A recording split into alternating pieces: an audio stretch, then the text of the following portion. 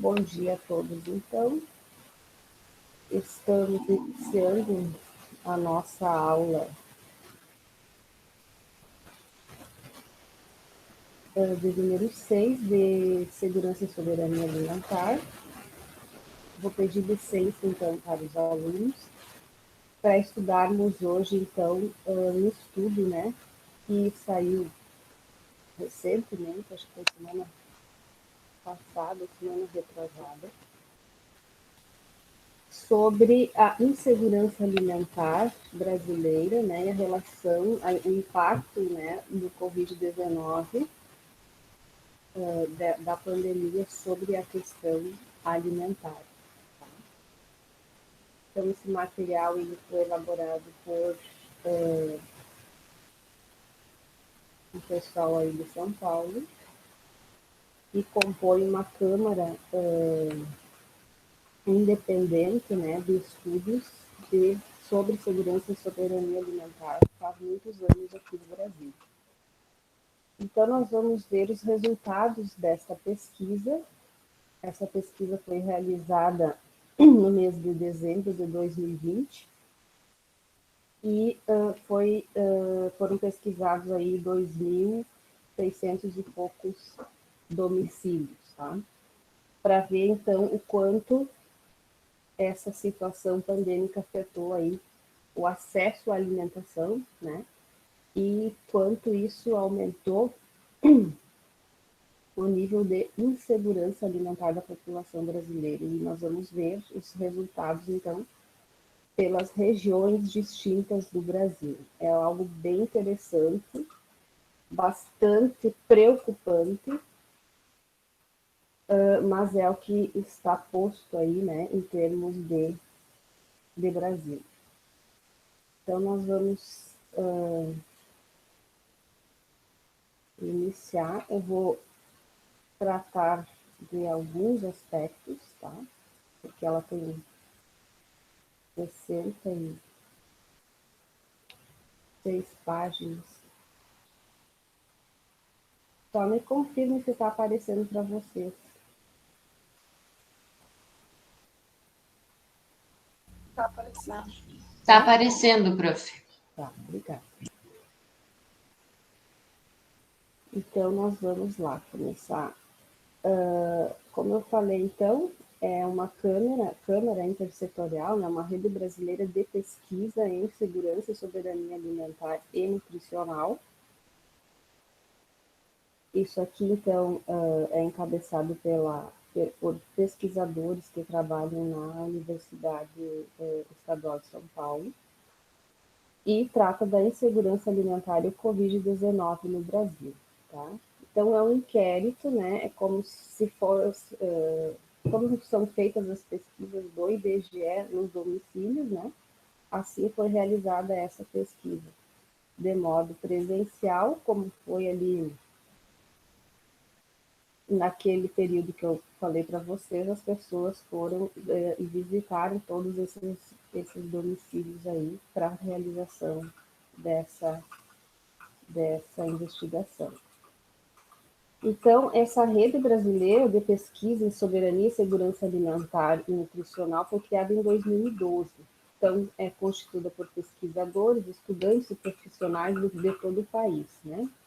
Ela é uma rede, então, de pesquisa e intercâmbio independente e autônoma, não está vinculada a poder público e nem a uma instituição, apesar de a maioria desses estudantes e pesquisadores serem da USP, tá? Então, ela desenvolveu, né, esse objetivo dessa pesquisa porque a gente viu que no país a questão alimentar durante a pandemia ficou bem de lado, né? Nós vimos o quê? Pesquisas de dados e informações basicamente da área da saúde, né? De quantos contaminados, claro, que envolveu diretamente, né, e prejudicou o sistema de saúde, colapsou, né? Então, mas os outros setores, né, nós vimos então a saúde especificamente, a parte econômica, né? E a questão alimentar, ela ficou em segundo e terceiro plano, nem apareceu, né?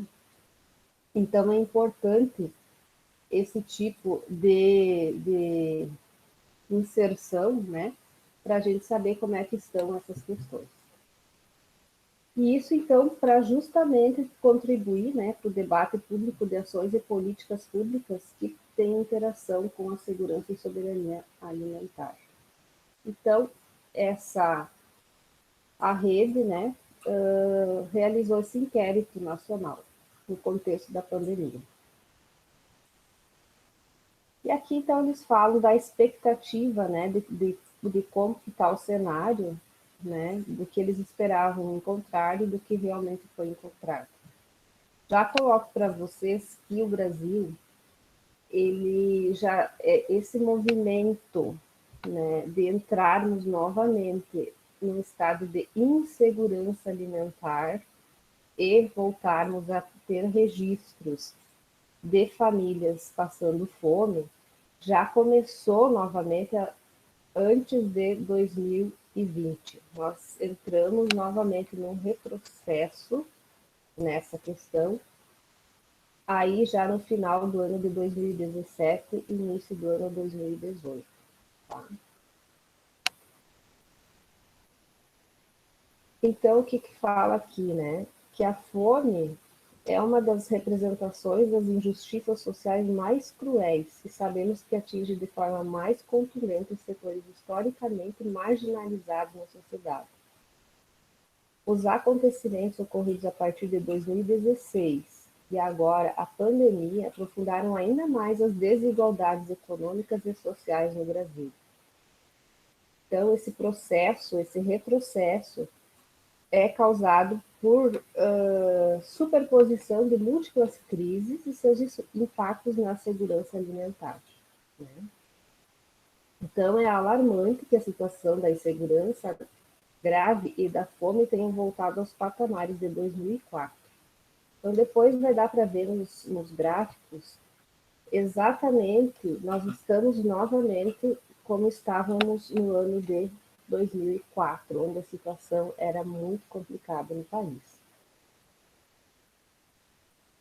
E aí nós já vamos passar aqui a síntese, eu vou pular, que depois nós vamos ver todo o trabalho.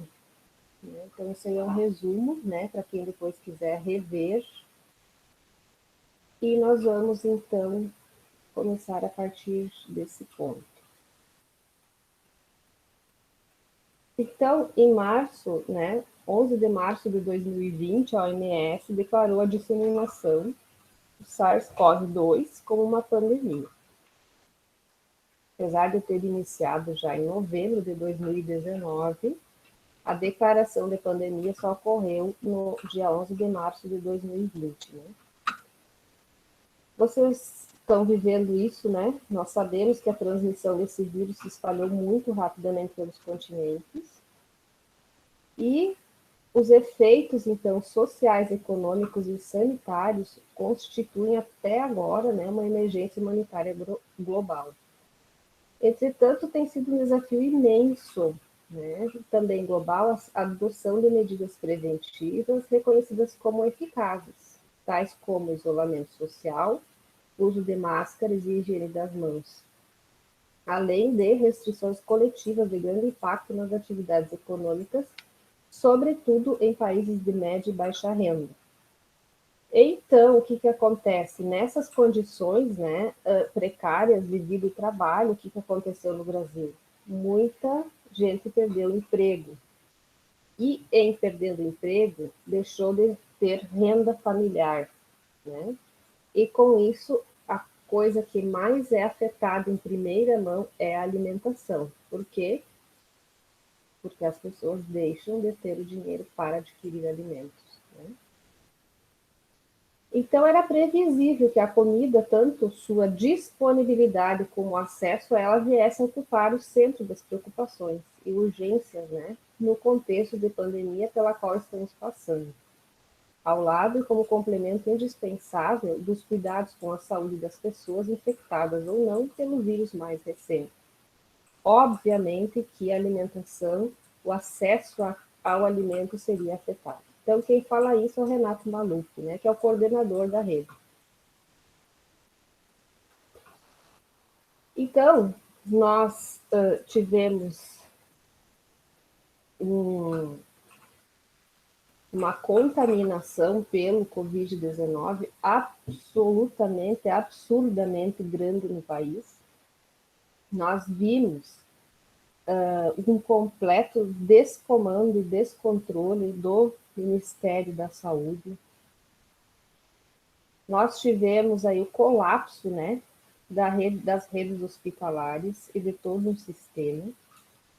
Nós estamos ainda com uma quantidade de pessoas morrendo diariamente altíssima. Nós não tivemos medidas sanitárias firmes, né, com relação ao isolamento social. Então, nós vimos o quê? Um país que foi totalmente, então, entregue, né, a um vírus, vamos dizer assim.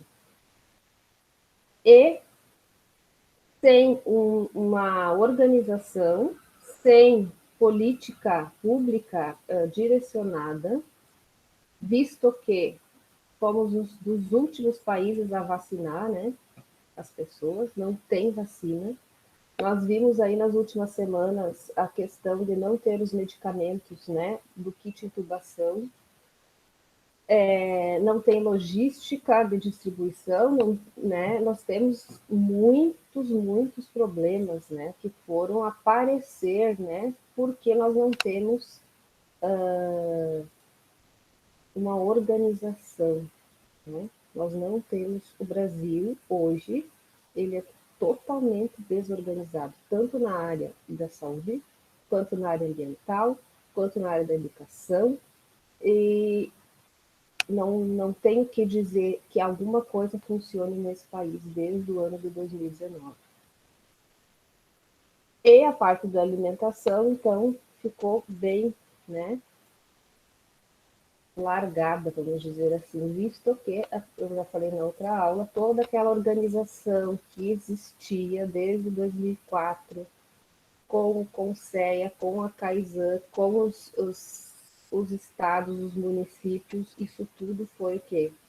Dilapidado, né, no primeiro dia do governo atual. Isso, com certeza, o que havia de organização no país e de trabalhos e de lutas para tirar o Brasil da miséria, acabou se perdendo tudo.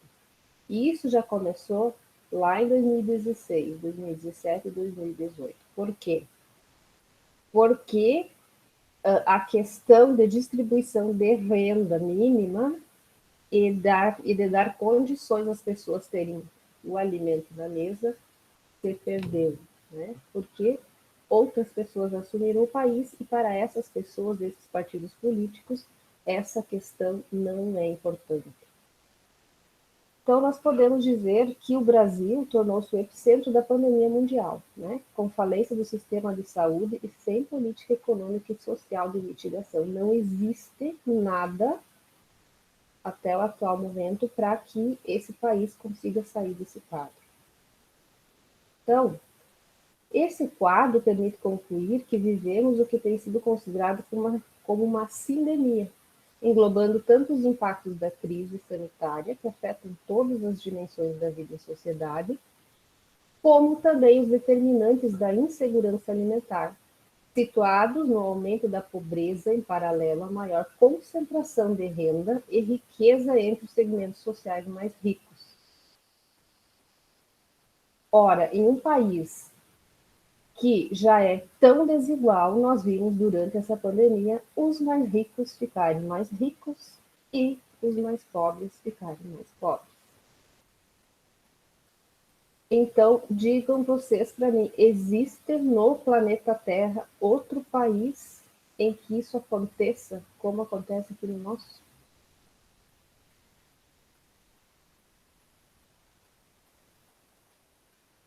Quero que vocês pensem nisso, né? Então, de acordo com a FAO, né, que é o nosso órgão regulamentador, um pouco mais de um quarto da população mundial foi afetada pela insegurança alimentar moderada ou severa em 2019. representando um aumento de 3,5 pontos percentuais desde 2015. Nos países da América Latina e do Caribe, esse aumento ocorreu rapidamente, de 25% de pessoas em insegurança alimentar em 2015 para 31% em 2019. E isso depois, então, ficou pior ainda, né, com a pandemia. Então, aqui no Brasil, ocorreu um aumento da insegurança alimentar moderado grave de 18,3% para 20%.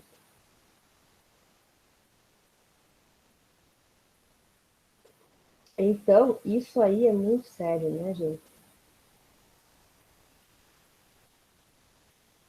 Então, aqui no país, a gente voltou, né, para níveis de 2004, cerca de 60% dos domicílios com aumento de insegurança alimentar, sobretudo a insegurança alimentar grave, que é o não ter o que comer, né, indica, então, a ocorrência de fome. Isso, então, a última pesquisa nacional já indicou esse agravamento da situação de insegurança alimentar no Brasil antes mesmo da Covid-19. Por isso que a Covid-19 ela dificultou mais, piorou mais a situação, mas o Brasil já estava fazendo esse retrocesso, já estava nesse caminho contra a correnteza, né? O Unicef, então, também realizou uma pesquisa intitulada Impactos Primários e Secundários da Covid-19 em Crianças e Adolescentes, que incluiu apenas uma pergunta. Desde o carnaval, você, alguém que mora com você, deixou de comer porque não tinha dinheiro para comprar mais comida? A resposta a essa pergunta revelou que entre adultos com 18 anos ou mais, 13% afirmaram ter passado por essa experiência, com percentuais significativamente mais altos entre aqueles com renda familiar de até o salário mínimo. Entretanto, para mensurar a segurança e a insegurança alimentar de forma válida e assim identificar os diferentes níveis de severidade e em diferentes grupos populacionais, foi necessário usar todos os itens que compõem as escalas de aferição do fenômeno na população. Então, nós vamos ver agora como que eles fizeram, né, para pesquisar. Qual que foi o objetivo, então, dessa pesquisa, né? Monitorar a segurança alimentar e os níveis, o objetivo foi esse, então, monitorar a segurança alimentar e os níveis de insegurança alimentar nos domicílios das famílias brasileiras diante do cenário de crise econômica e sanitária decorrente da Covid-19, visando o fornecimento de informações rápidas e confiáveis, capazes de incidir sobre o processo decisório de ações públicas e na mobilização da sociedade civil organizada. Sempre lembrando que a segurança alimentar, ela sempre vai ser implementada se nós tivermos ações públicas e também pela mobilização da sociedade civil organizada. Aqui no estado do Rio Grande do Sul, nós vimos o quê? Que o Banco de Alimentos, né, até agora a RBS TV está fazendo a campanha de doação de alimentos para o Banco de Alimentos. Então, nós temos, né, a mobilização da sociedade civil bem organizada aqui no estado, né, e empresas e voluntários fazendo, né, essa coleta de alimentos e essa distribuição, porque esse alimento tem que chegar onde tem pessoas passando fome, né? E isso aí, normalmente, quem faz é a sociedade civil. Aqui no município de Três Passos, nós tivemos e estamos tendo, né, doação de alimentos de pessoas que vão fazer a vacina, né, e esses alimentos são redistribuídos. São ações que são realizadas que são muito importantes nesse período, porque não adianta doar alimentos quando não é mais tão necessário, né? Essa é a hora de fazer, né, essa mobilização. No início da pandemia, lá pelos meses de abril, maio, junho do ano passado, nós tínhamos mais pessoas doando, tinha um engajamento maior, né, nessa questão de doação de cestas básicas e de alimentos. Este ano, quando a situação foi muito pior, né, do Covid, nós não tivemos o mesmo movimento das pessoas, tá? E isso é ruim, né? Isso agrava também a situação de insegurança alimentar. Então, o método utilizado por eles foi usado um inquérito de base populacional representativo da população dividida nas regiões Norte, Nordeste, Centro-Oeste, Sul e Sudeste. Eles juntaram aqui o Sul e o Sudeste, o Centro-Oeste,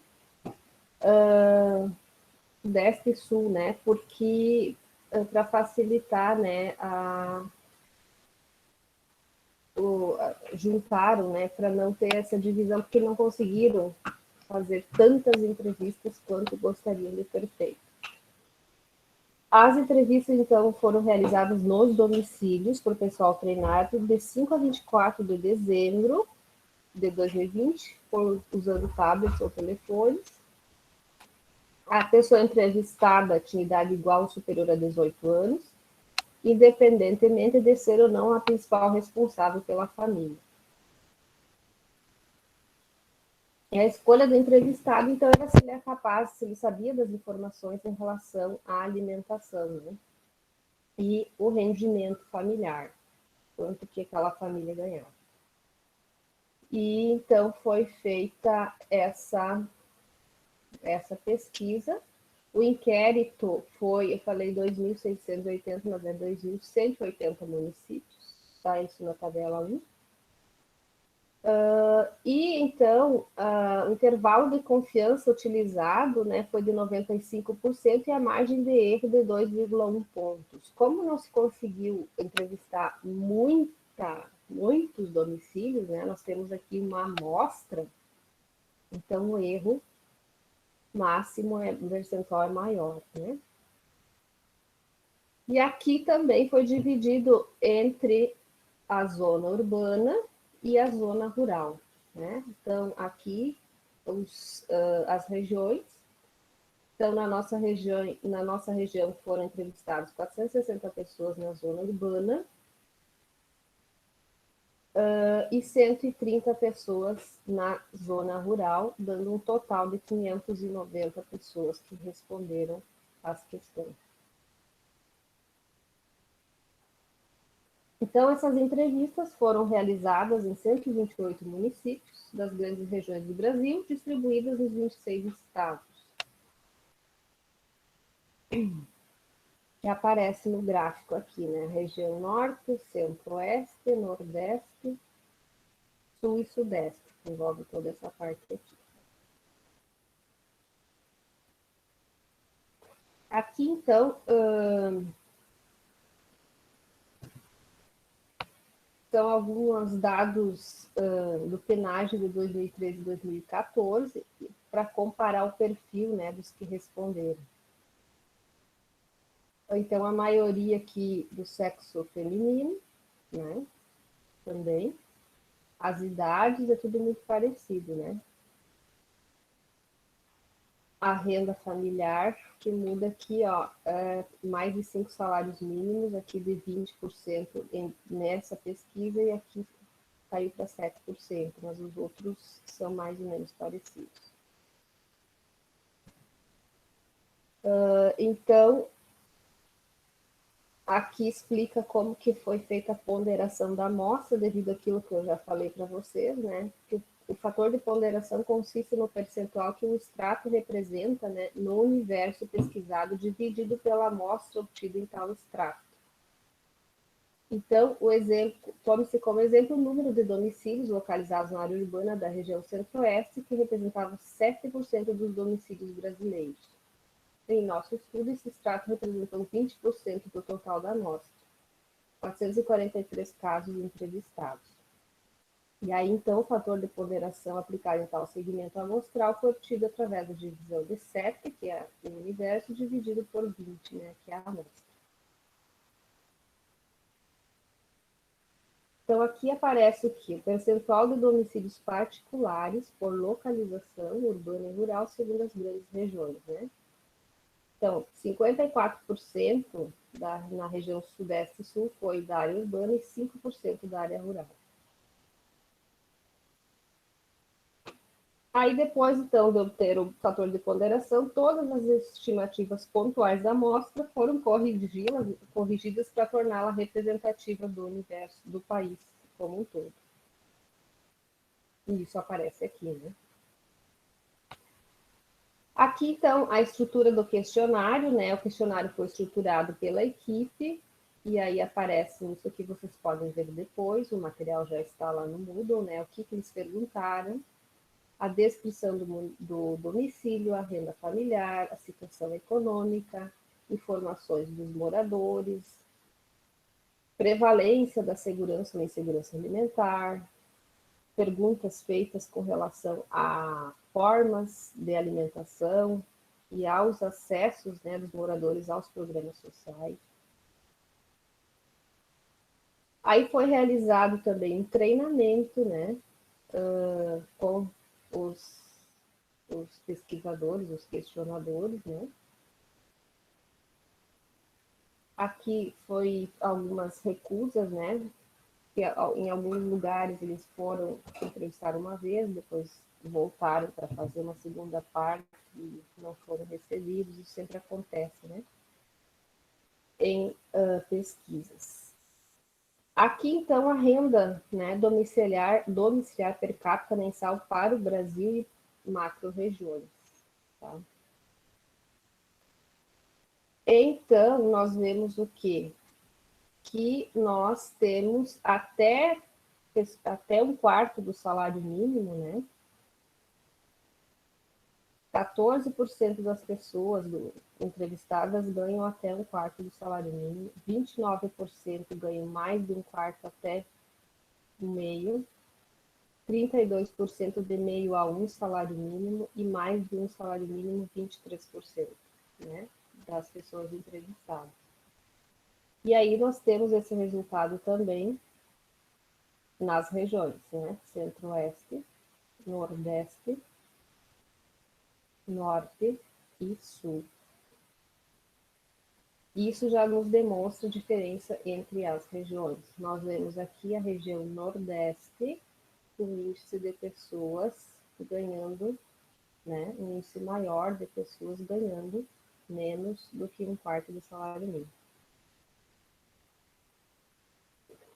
E como que se dá, então, a classificação dos níveis, né, de segurança ou insegurança alimentar? Então, para estratificar, né, os níveis desses dois fatores, né, o da segurança e da insegurança, cada resposta afirmativa do questionário representou um ponto. E aí, assim, nos pontos de corte, se a família está em segurança alimentar, ela não teve pontuação. Se ela tem uma insegurança alimentar leve, ela fez de 1 a 3 pontos. Insegurança alimentar moderada de 4 a 5 e grave de 6 a 8. Né? Então, cada família respondeu aquelas questões que geraram essas pontuações e depois elas são classificadas nesses 4 níveis aqui. E agora o que é mais importante, né, e mais impactante são os resultados, né? Então, os resultados apresentados referem-se aos 2.180 domicílios analisados, dos quais 1.662 estão localizados na área urbana e 518 na área rural. A amostra estudada possui distribuição de variáveis consideradas permanentes ou estáveis, né, tais como sexo e escolaridade da pessoa de referência, semelhantes às de outros inquéritos nacionais, tornando suas informações comparáveis às dos inquéritos realizados anteriormente. Então, aqui já tem, né, um resumo de uma das coisas, né, que foram verificadas. Existem desigualdades regionais, que são históricas, né, que aparecem aqui também de forma bastante clara. Moradores, então, de cerca de 25% dos domicílios do Norte e do Nordeste viviam com rendimentos mensais per capita abaixo de um quarto do salário mínimo, em contraste com os das regiões Sul e Sudeste e Centro-Oeste, cujo percentual era inferior a 10%. Acrescente-se ainda que, no Norte e no Nordeste do país, em mais de 50% dos domicílios, viviam famílias com rendimentos mensais de até meio salário mínimo, percentuais muito superiores aos das demais regiões. Então, para quem pensa que as políticas públicas de assistência social são desnecessárias para o Norte e o Nordeste, tem que repensar as suas opiniões, porque ainda lá estão as pessoas que têm menos acesso à alimentação, menos acesso à educação, menos acesso à saúde, menos acesso à moradia, menos acesso a tudo. Então, não foram observadas diferenças significativas entre as regiões na distribuição etária dos moradores. Então, a idade não teve diferença significativa. Entretanto, a região norte apresentou maior número de moradores por município. Outra coisa que se verificou lá é a insegurança hídrica, né? É medida, então, pelo fornecimento irregular ou mesmo falta de água potável, que atinge 40,2% e 38,4% dos domicílios do Nordeste e do Norte. E essa falta de acesso à água leva à segunda parte, que é, se não tem água, não existe produção de alimentos. Então, a falta de ter água para produzir é um fator bastante importante na geração da insegurança alimentar. Então, eles não plantam porque não vão, as plantas não vão crescer e depois eles não colhem, não produzem, né, o próprio alimento. Tanto a maior aglomeração domiciliar como abastecimento regular de água são duas condições que aumentam a transmissão pessoa a pessoa do vírus, com o agravante de ocorrerem com maior frequência nos domicílios e nas regiões mais pobres do país. Então, aqui é a proporção de domicílios por macro-regiões segundo as características domiciliares. Né? Quem tem água potável, né? 77%. No Centro-Oeste, 86% das casas têm, no Nordeste, 59%, no Norte, 61% e no Sul e no Sudeste, 85,9%. Fornecimento falha ou não tem fornecimento? 14% no Centro-Oeste, 40% no Nordeste, 38% no Norte e 13% no Sul e Sudeste. Vejam a diferença dos números, né? A densidade domiciliar, nós temos uma densidade domiciliar bem mais alta aqui no Nordeste e no Norte, se comparado ao Sul. Né? Aqui nós temos o que? 2 cômodos nas casas, né? Alto. 3 cômodos ou mais. Poucos, né? Aqui temos mais. Então, isso tudo reflete no que aparece no país, né? Nós temos uma qualidade de vida e um acesso às coisas muito melhor aqui na região centro-oeste e na região sudeste e sul.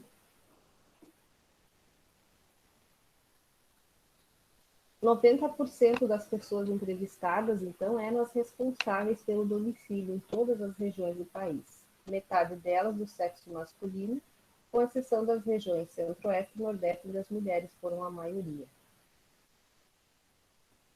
Não houve diferença expressiva entre as regiões quanto à escolaridade da pessoa da referência, né, que respondeu o questionário, sendo igualmente alta a proporção de indivíduos sem escolaridade ou com fundamental incompleto. Houve predomínio em todas as regiões de pessoas de referência com raça e cor da pele autodeclarada preta ou parda, porém com maior frequência na região norte, que também concentrou maior quantidade de trabalhadores informais. e uma taxa de desemprego um pouco inferior às das demais regiões. Então, a pandemia, ela afetou negativamente as condições de renda e trabalho da população em todas as regiões do país. Entretanto, nas regiões Norte e Nordeste foram observados os maiores percentuais de perda de emprego, redução dos rendimentos familiares, endividamento e corte nas despesas de itens considerados essenciais. Todas essas condições referidas como consequência da pandemia.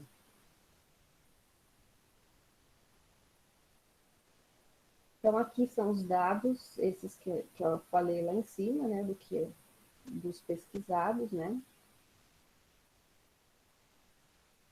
O acesso, então, né, das famílias às políticas públicas, que são Bolsa Família ou auxílio emergencial, também foi mais frequente nas regiões Norte e Nordeste. Mas, apesar deles acessarem mais esse dinheiro, esses percentuais, então, se apresentaram baixos, uma vez que não foram desagregados por rendimento das famílias, né? Que no caso do Bolsa Família, constituem-se critérios de elegibilidade. Aqui, então, o PNAE também, apesar de que é o Programa Nacional da Alimentação Escolar, apesar das escolas não estarem funcionando, em muitos locais, os alimentos que são destinados às escolas foram feitas, então, cestas básicas, e os pais desses alunos foram até essas escolas para receber esses alimentos, né, para não ficar totalmente, né, sem ter o que comer. O auxílio emergencial, então, para o enfrentamento do impacto da Covid, variou de 300 e 600, atingiu metade das famílias brasileiras. Observou-se, então, que cerca de 60% das pessoas que foram entrevistadas nas regiões Norte e Nordeste solicitaram e receberam esses recursos. Percentual, então, próximo de 50% nas demais regiões. Então, os dados sobre o número de vezes que esse recurso foi recebido no ano de 2020 podem ter sido enviesados, uma vez que metade das pessoas entrevistadas não quis ou não sabia informar essa frequência. Mesmo assim, os dados disponíveis mostram que a maioria das pessoas informou que recebeu esses recursos 5 ou 6 vezes no ano. Então, aqui é uma tabela que fala que quem recebeu auxílio emergencial por região, né, desses que foram entrevistados.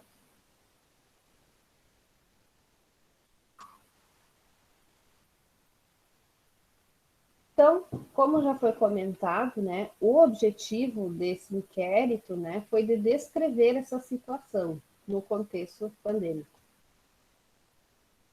Teve também o propósito de estabelecer uma linha de base para monitoramento dessa condição, enquanto persistirem os efeitos sociais e sanitários da pandemia no país.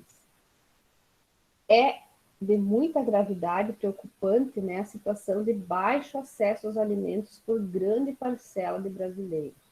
Nós também vimos o quê? Uma disparada, né, nos preços dos alimentos. Teve uma época ali que foi o arroz, outra época que foi os hortifrutigranjeiros, nos últimos tempos aí os produtos carnes, né? Então, a alimentação, ela só teve aumento, né? Nós não vimos redução de preço de nada nesse ano aí de pandemia, um ano e pouco. E isso dificultou muito, né? As coisas, dificultou muito a vida de quem precisa comprar, né? O pão de cada dia e alimentar uma família. Então, nós vemos novamente milhões de brasileiros sofrendo o impacto dessa crise, né? E aí muitas pessoas perderam emprego, muitas pessoas foram daí para a informalidade na produção de algumas coisas e foram dando o jeito que conseguiram, né? Mas a questão é muito séria e ela vai ainda um período bastante grande, né? para ser solucionada.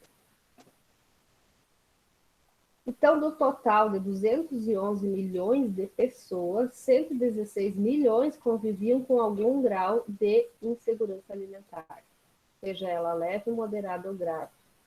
Destes, 43 milhões não contavam com alimentos em quantidade suficiente para atender suas necessidades. Insegurança alimentar moderada ou grave. Tiveram que conviver e enfrentar a fome 19 milhões de brasileiros. Isso é muita gente. E aí nós podemos afirmar, né, através desse estudo, que o direito, o DHA, né, que é o direito humano à alimentação adequada,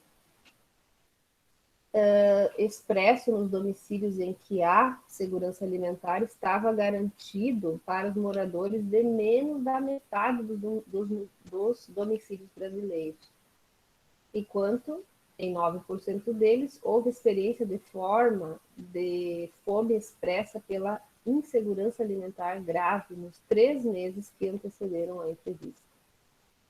Então, essa situação foi ainda pior entre os moradores, agora, pasmem, gente, da área rural, onde a insegurança alimentar é grave, portanto, a ocorrência de fome era a realidade em 12% dos domicílios.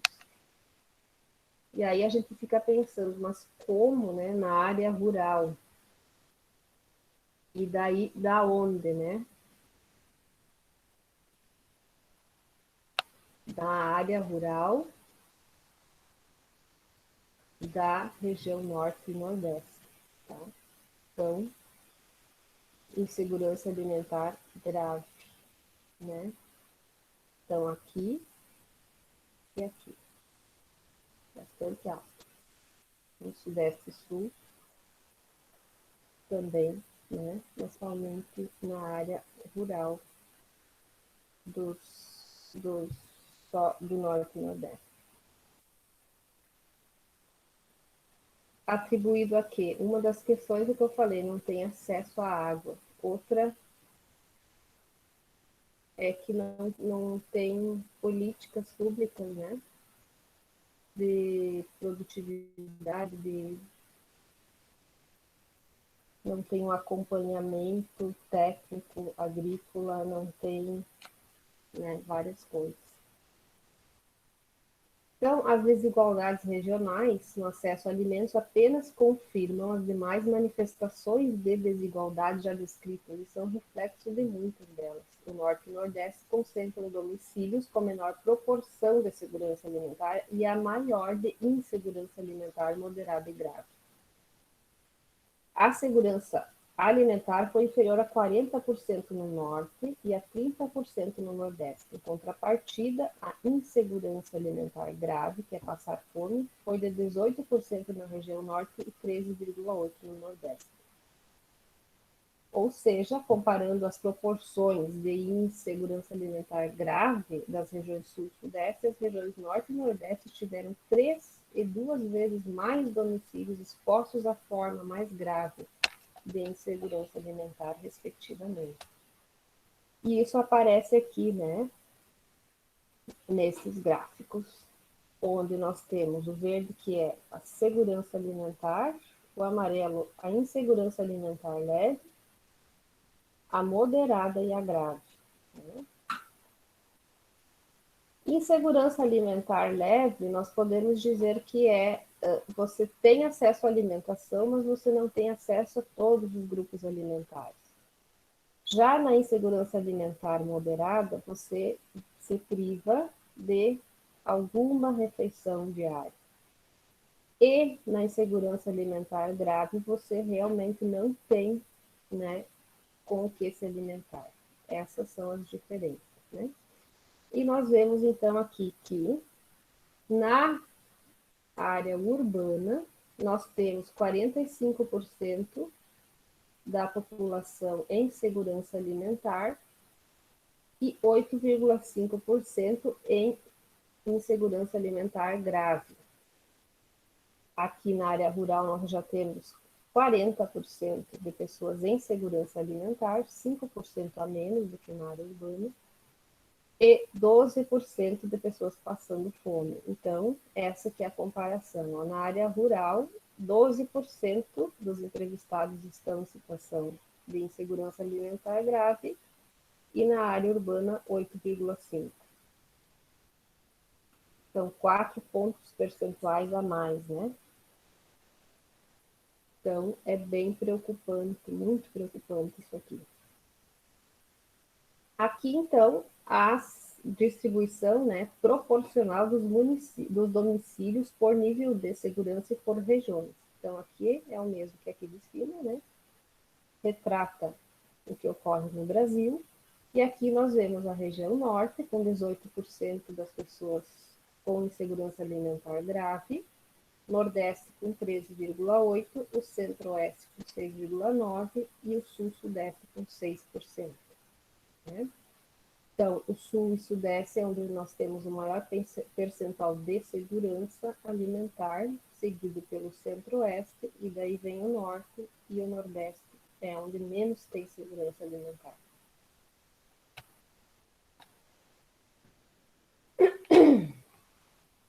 Então, a conhecida condição de pobreza, de extrema pobreza, né, das populações rurais, sejam elas de agricultores familiares, quilombolas, indígenas ou ribeirinhos, tem reflexo importante nas condições de segurança alimentar desses grupos. Nas regiões Norte e Nordeste, identificou-se que a área rural tem maior proporção de insegurança alimentar moderada ou grave, né, quando comparada à região urbana. Entretanto, nas regiões Sul, Sudeste e Centro-Oeste, a proporção de insegurança alimentar moderada ou grave é maior nas áreas urbanas, quando comparadas às áreas rurais. É o que aparece aqui também, né?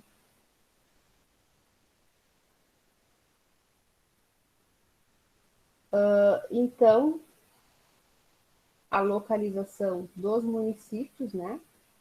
Urbano e rural do Norte e Nordeste, Sul e Sudeste, né? Então, aqui nós temos uma segurança alimentar maior na área rural, né, na nossa região, e o índice de insegurança é praticamente o mesmo, né, na área urbana ou na área rural. Essas, então, desigualdades regionais somam-se a outras de natureza sociodemográficas que refletem o agravamento das condições de acesso aos alimentos entre as diversas regiões e também no interior de cada uma delas. Né? Fica evidenciado, então, que à medida em que aumentam os rendimentos das famílias, aumenta a prevalência da segurança alimentar, enquanto domicílios cujos moradores viviam com apenas 1/4 do salário mínimo apresentaram 1/3 da proporção de segurança alimentar em comparação à média nacional, e uma prevalência de insegurança alimentar grave 2,5 vezes maior do que a média nacional. Ou seja, se não tem renda, não tem comida, né? E a primeira coisa, então, que o chefe de família vai fazer quando ele recebe o seu salário, seja ele o dinheiro do Bolsa Família, o auxílio emergencial, ou quem trabalha, né? E tem carteira assinada e tem renda, ou que é autônomo e tem renda, é adquirir alimentação, né? É adquirir alimentos para a família. Então, nota-se nesse estudo que também tem um indicador do papel decisivo cumprido pela garantia da renda básica, né? Vinculado ao valor do salário mínimo.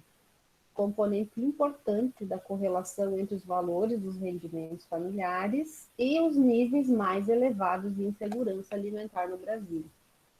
Aí que eu chamo a atenção, requerendo a definição de políticas públicas de renda, emprego e segurança alimentar e nutricional.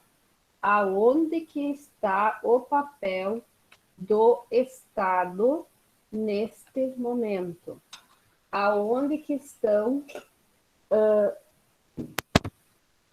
sendo, né, organizados e instituídas as políticas públicas, né, de promoção de renda, para essas famílias. Cadê o governo federal? Aonde se encontra?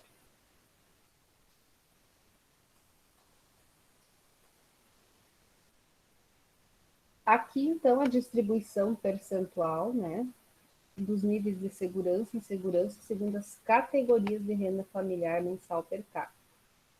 Então, quem ganha mais de um salário mínimo, vocês podem ver aqui, ó, que a insegurança alimentar moderada e grave, ela desaparece. Então, isso é diretamente proporcional. Então, quem ganha lá os seus R$ 1.054, R$ 1.054, que é garantido que tem todo mês aquele valor, não vai passar fome, né? Então, observou-se que a alta vulnerabilidade e a insegurança alimentar relativa aos baixos rendimentos estava associada às condições de trabalho e ao desemprego. Tá? Então, aqui, o agricultor familiar, produtor rural. Aqui, a família com trabalho informal, aí vocês vejam que a insegurança alimentar grave, ela já aumenta. Por quê? Porque o trabalho informal, um dia tem dinheiro, outro dia não tem. Né? Se vender, ganha, se não vender, não ganha. É muito instável. Né? Trabalho com carteira assinada ou sendo funcionário público, olha aqui, ó, já cai bastante, né? A fome, né? Os aposentados, olha aqui, ó, os aposentados estão segurando muita coisa no país, né? Estão segurando aquele um salário mínimo da aposentadoria sustenta muitas bocas. Trabalhador autônomo, empreendedor profissional liberal, empresário, olha aqui, ó. E aí nós caímos nos desempregados, né? Que olha aqui, vai lá para cima. Não tem renda, não tem comida. Existem muitas outras condições individuais, né, que também podem afetar negativamente esta situação de segurança alimentar no município. Merece destaque nesse sentido a menor condição de segurança alimentar nos domicílios nos quais a pessoa de referência é mulher, ou de raça e cor de pele autodeclarada preta ou parda, ou tem baixa escolaridade. Então, aqui é por idade, né, faixa etária, a faixa etária, sexo, cor, raça e cor, né? E a escolaridade. Então, aqui, nos lares onde foi uma mulher que respondeu e é a mulher responsável, né? Pela alimentação, temos 11% de insegurança alimentar grave, quando é um homem 7,7%. Aqui, então, a escolaridade, né?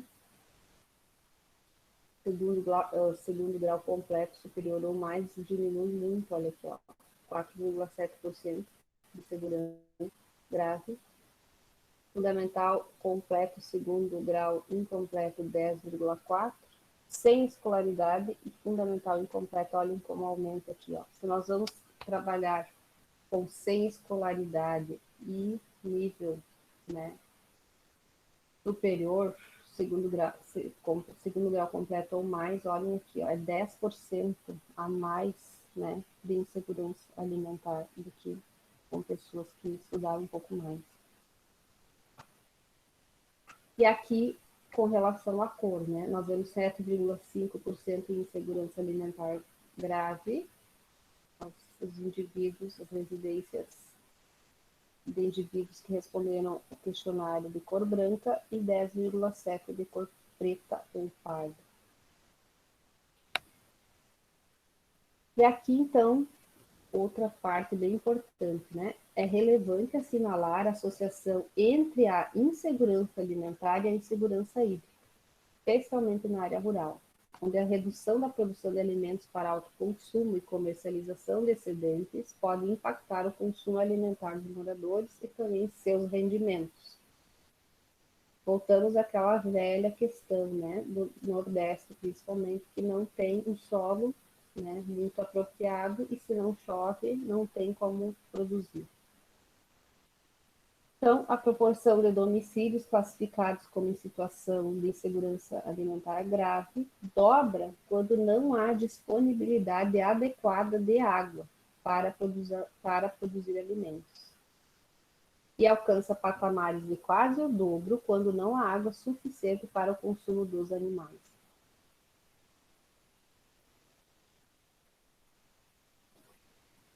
Isso está mostrado aqui, então, nesses dois gráficos. Aqui nós temos o domicílio que tem água suficiente para a sedentação dos animais, e aqui o que não tem.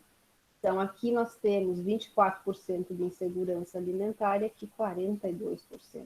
É muita diferença, né? Lógico, porque os animais não têm água, eles não, né, não vão virar alimento depois. Se eles têm a água e prato, depois eles viram alimentação para as famílias, né? E aqui, quando o domicílio tem água suficiente para a produção de alimentos. E aqui já entra, então, as hortas, as lavouras, né? Se tem 21% só, 21 só, é bastante alto ainda de insegurança alimentar, mas olha aqui, ó, quando não tem, vai para 44,2%. Então, o acesso à água está diretamente relacionado com passar fome. Se tem água, passa-se menos fome.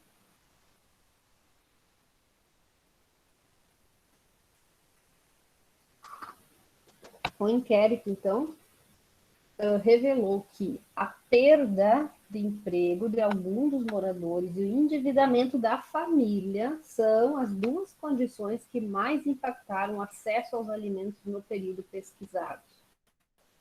Então, nessas duas situações, a insegurança alimentar grave atingiu seu patamar mais alto, 19,8%. Em todas as condições analisadas, alimentar quantitativa expressa pela insegurança alimentar moderada tem frequência relativa superior a 17% dos domicílios. Então, aqui, teve perda, né, de emprego de algum membro da família. Nós temos aqui um alto índice, né, de insegurança alimentar. Sim, redução da renda domiciliar, 13,6%. Endividamento dos moradores, 19,6%. Corte de gastos em despesas essenciais, 14%. E vejam aqui que nós temos o que é mais alto aqui, né, nesse cenário de perda de emprego e renda, é o desenvolvimento de uma insegurança alimentar leve. Né? O povo parou de comer o arroz, né, provavelmente a carne, e alguns dos itens aí da cesta básica que tiveram o preço muito elevado, né, durante esse período de pandemia. No entanto, a principal medida, então, compensatória adotada foi o auxílio emergencial, né, que foi aprovado pelo Congresso Nacional, graças, né, ao Congresso, então, e a única medida que foi tomada para dar uma aliviada aí para o brasileiro sem renda foi esse auxílio emergencial, para reduzir os efeitos dessa crise sanitária sobre o emprego e a renda, tem sido insuficiente para superar a condição de insegurança alimentar das famílias. Porque esses dados que nós vimos até agora, né, são de famílias que receberam esse auxílio emergencial. Tá?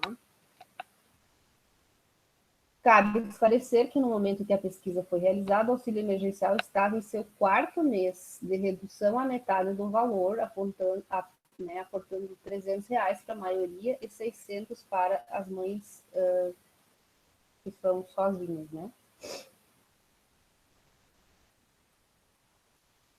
Então, a relação da presença desse dinheiro, né, e os níveis de segurança e segurança alimentar. Então, na região urbana, solicitou e recebeu auxílio,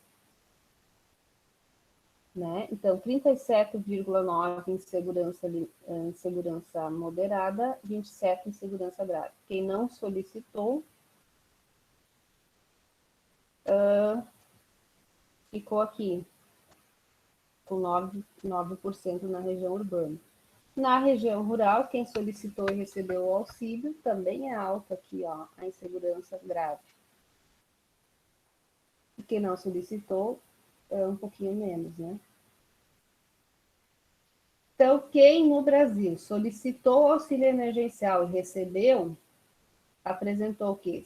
34% de segurança alimentar, 37% em segurança alimentar leve, 28% em segurança alimentar moderada e grave. Quem não solicitou, apresentou maior nível de segurança alimentar, depois insegurança alimentar leve e insegurança alimentar moderada e grave. Ou seja, foi pouco, né, que foi feito com o auxílio emergencial em relação à segurança alimentar. Então, nos domicílios rurais, né, chama muito a atenção o impacto na segurança alimentar dos moradores em decorrência da redução dos preços de comercialização da produção, né? E isso, então, apesar, né, dos preços no supermercado estarem altíssimos, para o produtor, né, rural, esse ganho, né, não foi repassado. Então, nós vemos o quê? Redução de preços da produção agropecuária.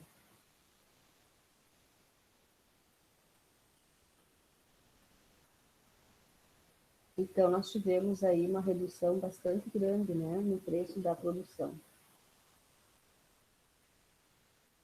E aqui eu vou passar, então, já para esses gráficos de baixo aqui, que são bem esclarecedores. Então, o progresso foi invertido, né, da segurança alimentar entre 2013 e 2018, com redução expressiva da segurança alimentar e, consequentemente, aumento, né, da fome, da insegurança alimentar. A pandemia, então, reduziu ainda mais a segurança alimentar e de uma forma muito abrupta, né, considerando o espaço de tempo de apenas 2 anos, foi entre 2018 e 2020. Também houve, nesse período, um aumento significativo dos níveis de insegurança alimentar moderada e grave, que retornaram a valores próximos aos encontrados em 2004. Então, aqui nós temos o quê? As pesquisas, né, de insegurança alimentar, realizadas em 2004. Então, dá para ver o que aqui? Que nós temos 9,5%, né, da população em insegurança alimentar grave. Aí foram desenvolvidas várias políticas públicas, vários programas governamentais, vários programas institucionais, federais, estaduais e municipais, e nós tivemos uma queda aqui de 9,5 para 6,6, 4,2. Aqui em 2013 foi quando o Brasil saiu da linha da fome e da miséria, né? E de 2013 para cá, nós tivemos essa curva crescente novamente, mais pessoas, então, passando fome, começou a aumentar esse índice, né? De 4,2 foi para 5,8 em 2018 e voltou a 9% nessa pesquisa realizada agora. Por outro lado, a segurança alimentar, que era o quê? 64,8% da população estava em segurança alimentar em 2004, aumentou para 69,6% em 2009, 77,1% em 2013, começou a cair, 63% em 2018 e 44,8% agora em 2020. Então, nós vemos que estamos novamente, né, com índices muito próximos, né, do que ocorreu em 2004. E com relação à segurança alimentar, nós estamos 20 pontos abaixo, né, do que estávamos em 2004. Então, a crise econômica, que já vinha revertendo o sucesso alcançado até 2013 na garantia do direito humano à alimentação adequada, ganhou impulso negativo maior em 2020 com o advento da pandemia. Apesar da permanência de alguns programas sociais, como o Bolsa Família e o benefício de prestação continuada, e a criação do auxílio emergencial com o objetivo de mitigar os efeitos da pandemia sobre o emprego e renda. A comparação, então, dos níveis de segurança e insegurança alimentar de 2018 e o presente inquérito da Vigisan mostra a gravidade da superposição da crise econômica e crise sanitária em todo o território nacional, sem uma adequada resposta advinda da política pública.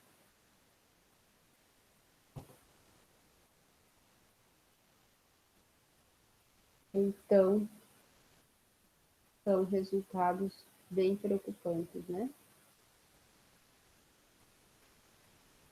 E agora as considerações finais, então. Os resultados deste inquérito mostram que, em 2020, a insegurança alimentar e a fome no Brasil retornaram aos patamares próximos aos de 2004. Mas que isso foi anulado para a parcela significativa da população brasileira, o sucesso obtido entre 2004 e 2013 na garantia do direito humano à alimentação adequada e saudável. Os dados mostram que tivemos um retrocesso de 15 anos em apenas 5, retrocesso ainda mais acentuado nos últimos 2 anos, como apresentado na figura 14. É necessário enfatizar que no período entre 2013 e 2018, a insegurança alimentar grave, portanto, a ocorrência de fome, teve um aumento de 8% ao ano, conforme os dados da PNAD de 2013 e da FOF de 2018. Esse aumento é acelerado e passa a ser de 27,6% ao ano entre 2018 e 2020, conforme dados da FOF de 2018 e da Vigisan para 2020. Então, nós temos aqui a evolução da fome. Em 2004, mais de 10% nessas regiões norte e nordeste passava fome, de 4 a 10% passava fome e menos de 4% aqui passava fome. 2009, nós temos o quê? Uma queda, né, de mais de 10% para de 4 a 10% nessas regiões, norte, nordeste, centro-oeste, menos de 4% na região sudeste, sul-sudeste. 2013, esta parte aqui do Brasil também sai do percentual de 4 a 10% para menos de 4% de pessoas passando fome. Em 2018, nós já temos o quê? Toda essa região aqui, né, que em 2013 estava no índice de 4 a 10%, voltando a ter mais de 10% das famílias passando fome. Voltamos, norte, a região nordeste e a centro-oeste a ter de 4 a 10%, e somente sul e sudeste permaneceram com menor de 4%. Em 2020, temos de volta, né, toda essa região norte e nordeste com mais de 10%, região centro-oeste de 4 a 10% e a região sul e sudeste também de 4 a 10%. Né? Então, a região sul passa a ter, né, de 4 a 10% das famílias também com insegurança alimentar grave. Eram 10,3 milhões de pessoas em insegurança alimentar grave em 2018, passando para 19,1 milhões em 2020. Portanto, nesse período, foram cerca de 9 milhões de brasileiros a mais que passaram a ter no seu cotidiano a experiência da fome. A vulnerabilidade social, muitas delas determinantes da capacidade de acesso aos alimentos, também cresceram nesse período de 2 anos. O desemprego, que é um fator relevante na gênese da insegurança alimentar, aumentou uma taxa de 12% ao ano. Outros fatores, então, reveladores de vulnerabilidades estiveram neste estudo associados à insegurança alimentar, tais como a pessoa responsável pelo domicílio ser uma mulher, ou ser de raça cor da pele preta ou parda, ou ter baixo nível de escolaridade. Estas são condições que por si só conferem maior vulnerabilidade social às famílias e, quando estão associadas ao desemprego e à baixa renda, como frequentemente ocorre, aumentam as chances de maior insegurança alimentar e fome. Nos domicílios com essas características de gênero e raça e cor, o aumento do desemprego e a redução dos rendimentos familiares podem potencializar e explicar os seus elevados percentuais de insegurança alimentar grave e da fome.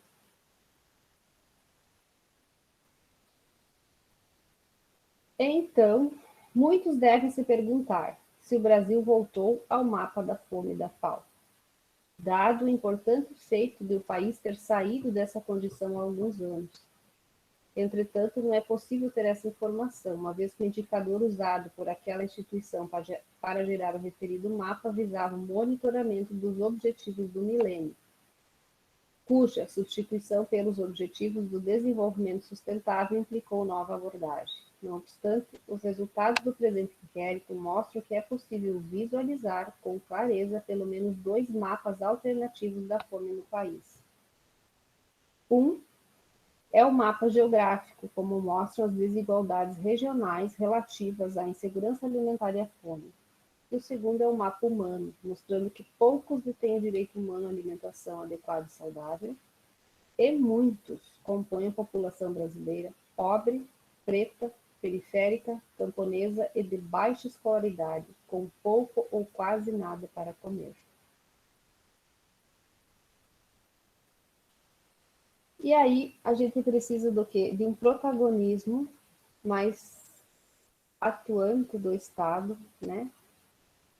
Para uma recuperação econômica, para a geração de emprego e renda, para que esses locais, essas pessoas, né, e essas comunidades consigam produzir seu alimento, que tenham acesso à água, que tenham acesso, né, à moradia, à assistência social, né, tenham chance, né, de terem uma vida mais humanizada, né?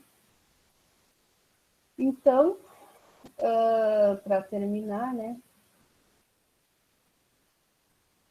os integrantes da rede, então, que desenvolveram esse estudo, solidarizam-se com o sofrimento do povo brasileiro na esperança de que essa primeira iniciativa de análise da situação de insegurança alimentar e fome no contexto da sindemia da Covid-19 resulte em tomadas de decisão que reduzam a curto prazo os efeitos da crise sanitária, em simultânea criação de condições que levem à eliminação da fome e outras iniquidades e promovam o direito humano à alimentação adequada e saudável para todas e todos no Brasil. E aqui embaixo, então, as referências, né, que foram utilizadas. E alguns anexos da pesquisa, né, que são os números aí, que não aparecem lá em cima, né, mas que devem ser acessados aqui embaixo. Então, pessoal, é esse o estado das coisas, né, que estamos vivendo em relação à insegurança alimentar no país. Alana. Quer falar, Alana?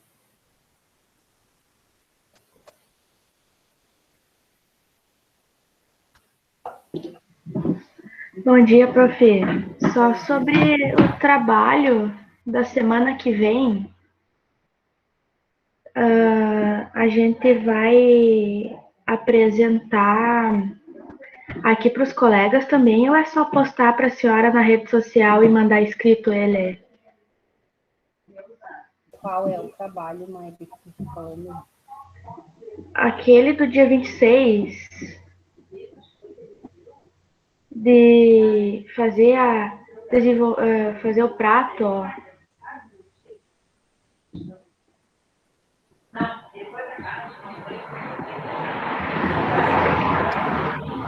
Ah, não é acho que eu tô confundindo, é porque assim, ó, tá complicado de... É que me passaram esse trabalho e eu não botaram o nome das matérias, não é o seu do dia 26? Porque essa cadeira que eu tenho dia 26 só. Dá uma conferida, Maile. Deve ser cultura e populações rurais. Não é comigo, mas Ah, tá. não. Tá bem, obrigada. Não, Tô perdida. não, se organiza, mas eu não pedi, não, nada. Obrigada, Eduardo. O que vocês acharam dessa pesquisa, desse estudo, gente? Agora eu quero escutar vocês um pouco.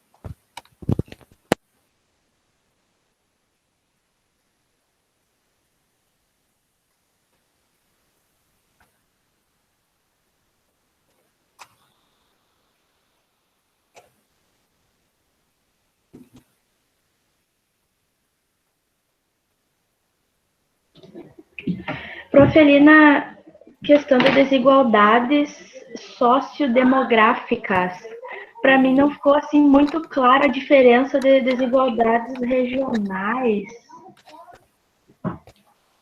Agora melhorou o áudio, Brenda? Vocês me escutam bem? Aqui tá ok. Prof, Escutar. eu tô te escutando sim, só achei o teu áudio um pouco mais baixo que os demais, até quando os colegas abriram o microfone eu achei o áudio melhor do que o teu. Não sei se é só para mim que tá assim. Pode ser porque a gente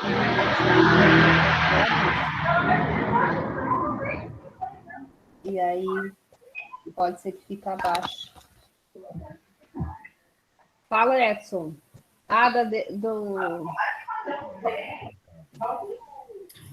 Bom dia, prof. Bom dia aos demais colegas. Eu ia só reforçar o que a Brenda já tinha comentado ali, que realmente está um pouco baixo o áudio. Não sei se era só para mim ou para ela também. Agora deu uma melhorada, professora. Então foi aqui. Eu, professora, Oi. referente aí à apresentação, quando é colocado em gráfico, que aí a gente consegue ter uma noção maior de como é a desigualdade no nosso país, né? E quando fala em desigualdade, o que mais afeta é a alimentação, a segurança, a soberania alimentar. Porque o pessoal que tem baixo poder aquisitivo, baixa renda, que não tem uma segurança no trabalho, que não tem um trabalho adequado, né? Isso afeta direto, né? A primeira cadeia que pega o dinheiro vai fazer o quê? É comprar alimento, é o principal, né? Que dirá para as outras coisas, então, né, professora? Vai pensar assim um plano de saúde, vai pensar num curso, estudar, né? Então se torna bem exageradamente enorme, né, essa desigualdade social. É o meu ponto de vista ali. Isso fica claro, né, nesse estudo, e serve nós a gente não experiencia muito isso, né? Porque o problema maior não faz parte da nossa região. Então, nós não vemos isso muito no nosso cotidiano, né? E eu acho interessante nós olharmos esses resultados e mudarmos o nosso olhar em relação a esses indivíduos, porque eu percebo, assim, uma certa discriminação, sabe? Das pessoas que moram, então, nessas regiões mais privilegiadas, que somos nós, então, região Sudeste e Sul, com relação às pessoas que moram em outras regiões, Norte e Nordeste, né, mais especificamente. Em algumas situações, em alguns comentários, em algumas vivências práticas, a gente vê muitos comentários assim que não tem renda porque não trabalha, não tem o que comer porque não planta, né? E não é assim. né? Não tem renda porque não tem oportunidade, não estuda porque não consegue acessar, não planta porque não tem acesso à água, né? É um local lá que chove pouco, né? Pois é. Então, é importante nós mudarmos esse olhar e não termos esse preconceito mais, né, com relação às pessoas que moram nessas regiões aí do país. Sim, essa região, né, professora, ela é, de um modo geral, bem prejudicada pela quantidade hídrica, né? Falando tanto do interior quanto na cidade. Mas, mesmo assim, se a gente pegar aqui no Rio Grande do Sul e entrar numa periferia, né, de uma grande cidade, uma capital, um exemplo, você... Olha, você, se não tiver um pouco de sangue frio, você entra numa periferia e sai chorando, né? De tanto que você vê. E o mais afetado, o que sofre mais, é os pequenos, né? É as crianças. Exatamente. Exatamente. E isso é bem dolorido, né, de se imaginar, imagina vivenciar isso, né? Eu sempre falo que para falar de fome, né, a gente não tem, eu não tenho a menor ideia, nunca passei fome na minha vida, mas quem passou fome, isso deve ser algo assim Eu também nunca passei fome, né, professor? sem precedentes, né? Você ter fome e não ter o que comer. Então, só quem, mas quem tem um pouco digamos, de sensibilidade consegue imaginar o que é passar fome. Né? É, Digamos, passar fome não é, digamos, você está com fome agora e você vai comer de tarde. É você não saber quando você vai comer, exatamente. né? É Aí muito sim, triste. E aí passa um dia, tu não tem nada para comer, passa dois, e aí tu vai e come só né, uma farinha de milho. Nossa, é muito triste. Maide, eu não, você pode repetir a tua pergunta, que agora eu... Professor, só desigualdades regionais e desigualdades sociodemográficas. As sociodemográficas, elas são, na verdade, são sinônimos, né? Mas aparecem ali, então, na divisão das regiões, né? Que, na verdade, querem dizer a mesma coisa, né? Elas são só termos diferentes, mas que no final são a mesma coisa. Ah, tá. Ficou a dúvida porque elas estavam separadas ali. Isso. Se nós Tá. formos ver o Rio Grande do Sul, né? Aqui na região celeiro, nós temos o quê? A população com mais baixo índice de desenvolvimento humano, né? Que daí são usados vários, né? Vários parâmetros para se medir o quanto nós somos desenvolvidos aqui ou não. Leva em conta várias coisas, né? Grau de escolaridade, renda per capita, acesso a água potável e saneamento básico, são várias coisas, né? Então, dentro do próprio estado, nós temos regiões com IDH bastante diferenciados, né? E nós, então, aqui somos a região com IDH dos mais baixos, ou seja, classificadas como mais pobres do estado, né? E maior produtor de grãos. Daí vocês me expliquem isso também, né? Para a gente ver que produzir grãos não afeta a qualidade de vida dos moradores da região. Nós deveríamos ter um maior índice de desenvolvimento humano, né? Se for pela quantidade de grãos, commodities produzidas, seria isso, mas não é uma relação direta, né? Certo, então, prof. Obrigada. Tá bem. Mais alguém quer perguntar alguma coisa? Então, eu vou deixar a aula gravada lá no ambiente do Moodle, né? E eu tenho algo bem importante para falar para vocês, que nos nossos próximos 2 encontros, eu coloquei o link para vocês aí, de um curso que foi disponibilizado pela USP aí no verão de agora de 2020, que trata dos sistemas alimentares saudáveis e sustentáveis, tá? São 6 aulas que vocês entram lá e acessam, né? Elas são gratuitas e desenvolvidas pelo curso, pelo NUPENS, né? Que é o Núcleo de Pesquisa em Pesquisa em Alimentação e Nutrição da USP.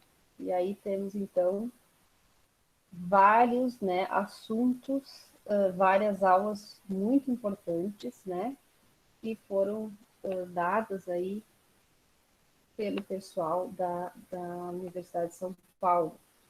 E aí, já comentando com vocês que uma das aulas é com o Graziano da Silva, que era ministro, então, na época do governo, aí onde se mais teve, né, políticas públicas para a segurança alimentar. E ele é a pessoa que pensou, né? Pensou, organizou, implementou a maior parte aí das políticas públicas de segurança alimentar do Brasil, daquela época. Então, é algo realmente que vale muito a pena nós vermos, né? Nós estudarmos. Eu já tive o privilégio de ir em congressos em que ele estava, em que estavam aí os principais coordenadores, né, dessas políticas públicas nacionais. E é muito, muito, muito, muito legal ouvir eles, né? E eles contam aí várias coisas, né? Várias questões aí que foram articuladas e que foram desenvolvidas no país. E, inclusive, o Graziano, ele foi o diretor da FAO num período aí de 4 anos, eu acho. Pelas políticas públicas desenvolvidas e implementadas por ele, pelas suas equipes, né? No Brasil é que ele foi convidado a ser o diretor da FAO internacional para reproduzir em outros países, né? O que foi conquistado e feito aqui no país. É uma pena, né? Uma pena, sim, que nós tivemos esse retrocesso, essa desorganização, essa falta de manutenção, né, de um sistema que estava indo muito bem no país. Isso são realmente muitos anos, né, que vamos levar para voltar, né, aonde nós tínhamos chegado aí em 2013 e 2014. Então, realmente é algo que não deveria ter acontecido, mas infelizmente aconteceu, né? Mas nós não podemos deixar de trabalhar, né, e continuar nessa caminhada para sair dessa insegurança alimentar outra vez. Né? Vamos acreditar que é possível e que nós vamos ter novamente essa organização, esse engajamento, né, do poder público e da sociedade civil, porque precisa dessas duas coisas, né? O poder público somente não resolve e a sociedade civil sozinha é muito frágil, né? Para retomar o rumo aí da erradicação da fome novamente. Tá bem, então? Então, nas 2 próximas aulas são assíncronas, são para vocês, no horário da aula, fazer esse curso, tá? E o link já está lá no ambiente do Moodle, da disciplina. Certo? Um abraço a todos, então, e até a nossa próxima aula. Obrigada, prof. Até. Até mais. Um abraço.